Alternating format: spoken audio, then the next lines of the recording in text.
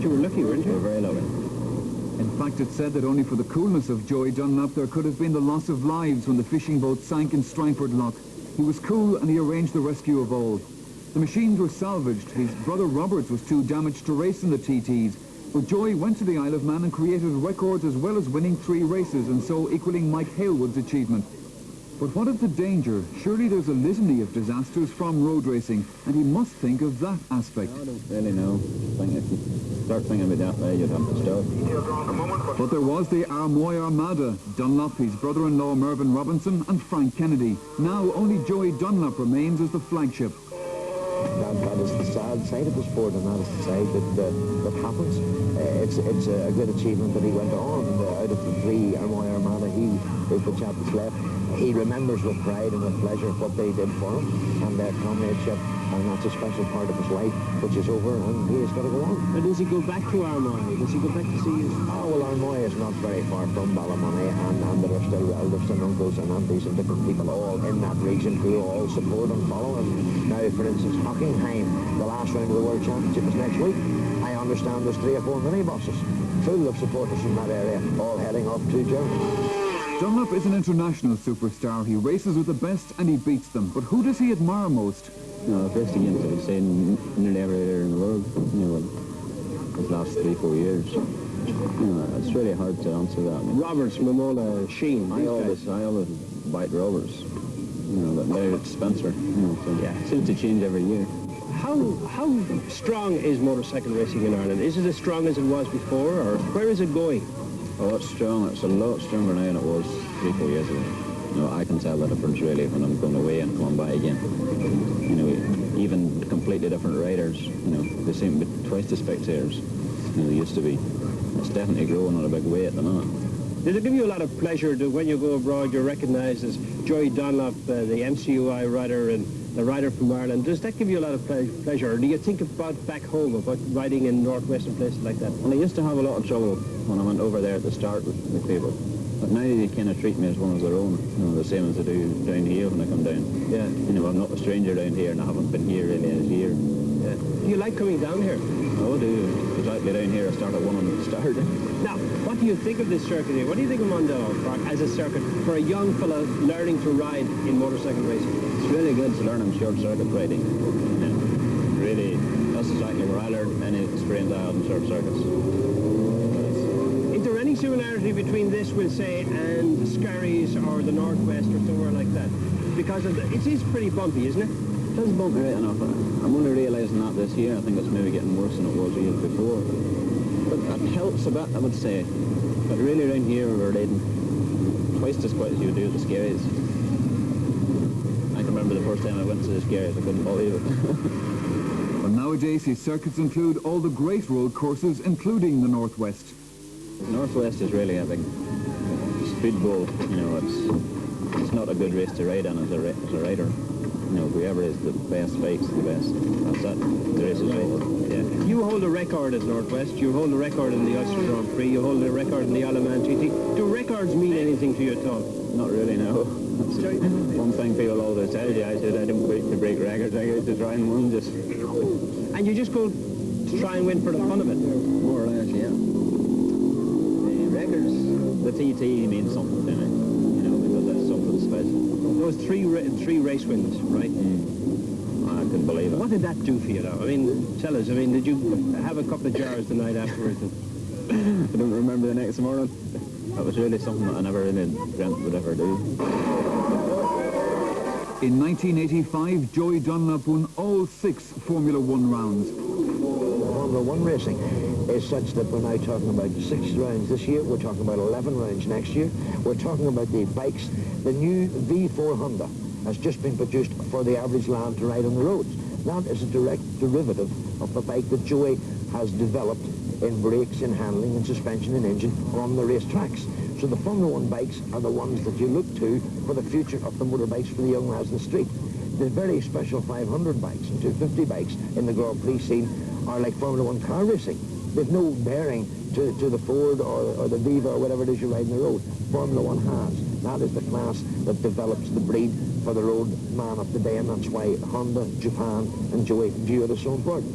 Okay, and Joey's going to be, he's already 4 times world champion. Already 4 times. How many more titles will he win? Well, please God, the day comes when I can turn around and say to him, good luck, you're Republican, and that's that. But at the moment, while he's enjoying it and he's got the right backup, I think he'll go on for a few years yet.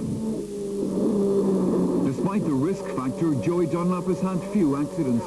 He broke a collarbone in 1975, and 2 years later he sprained a wrist. So what makes the County Antrim rider so safe and yet so fast? Well, it's the skill, the craft and the judgment. But does he think of his racing speeds? His outright Isle of Man record is 118.48 miles an hour with the Honda. You don't know. Once the flag drops, that's it. There's really nothing in your mind at all except what the next corner, what it does, and all about it. Can you remember the 37 odd miles or whatever it is of the island? It's places, you remember most of it. I remember the corners now, but remembering how quick you can go around, it's really a problem. When you come down out from the bungalow, down towards Craigna Bar, I mean, you're doing what, 170 miles an hour? Actually, this year I think I was doing about 185. Well, apart from the danger, there's the physical exertion of holding the 140 horsepower bike in place on the road. Each race is 6 laps of the 37 3/4 mile mountain circuit, over 2 hours of concentration for Joey. You get used to it, it's, people say about 180 miles an hour. I never think about it that way. Every time we go out, we're trying to go quicker. And we're trying to get the bikes to go quicker. You never really look at it that way. Well, so the man of speed tackles several races at Mondello Park in the Carroll's Race of the Year meeting. Mainly because of his interest in practicing with the onboard camera, he's missed a front grid position. He's already told us that he's up against it.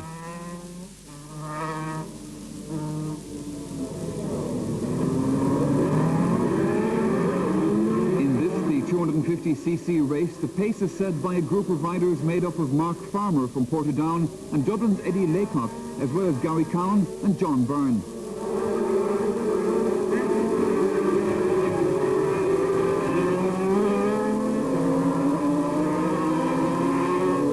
Joey Dunlop comes around as neat and precise as ever, but in a midfield position. Short circuit races are taken as a sprint.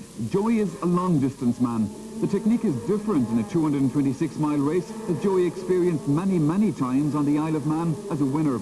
But here he hangs in manfully, by no means embarrassed by those gone into the distance.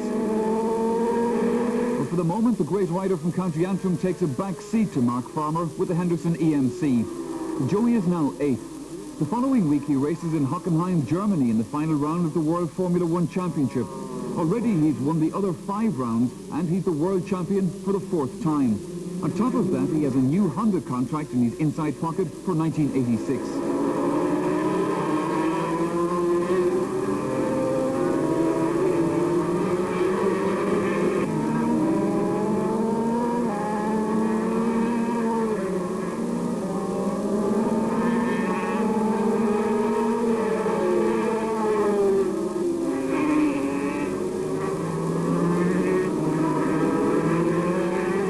So then Mark Farmer leads them all home. He's a short circuit expert. Eddie Laycock, Gary Cowan and John Byrne are next in line. Farmer, the Portadown rider, has spent much of the year racing on English tracks, and so he has the experience. But there's still the Carroll's Race of the Year to come. It's a special invitation race for 22 riders. The winner will get £500. And again, the familiar bike number 3 is included, and that means Joey Dunlop.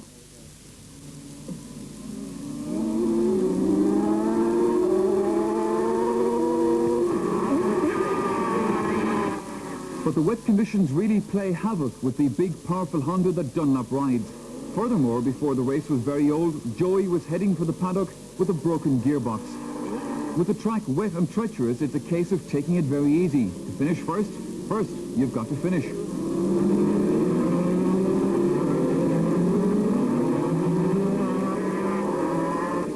As the rain continues, 2 very experienced riders go to the front. Ronan Sherry from Dundrum on the Formula 2 Yamaha, sponsored by Kelly and Medlar and back after injury. And Neil Robinson from Ballymena, who rides the Suzuki. Others part company with their machines.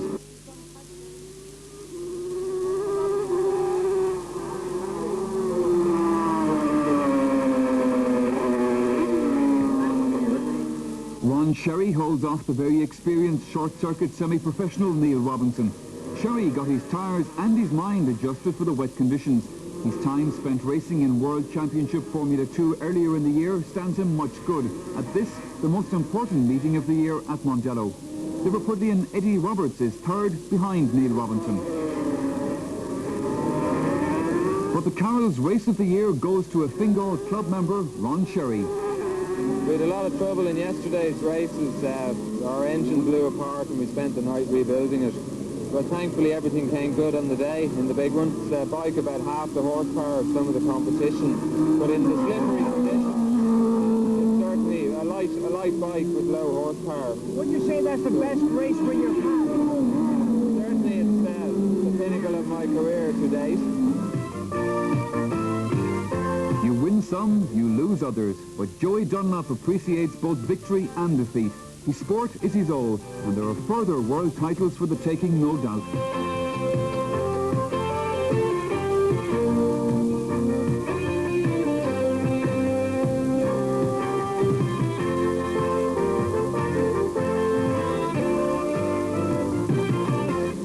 looked really good to one for money, because I think if you did that, it would ruin the sport, you know. I really enjoy it. I treat it as a sport. You know, and if you went out for money, you would treat it as a business and that. Late.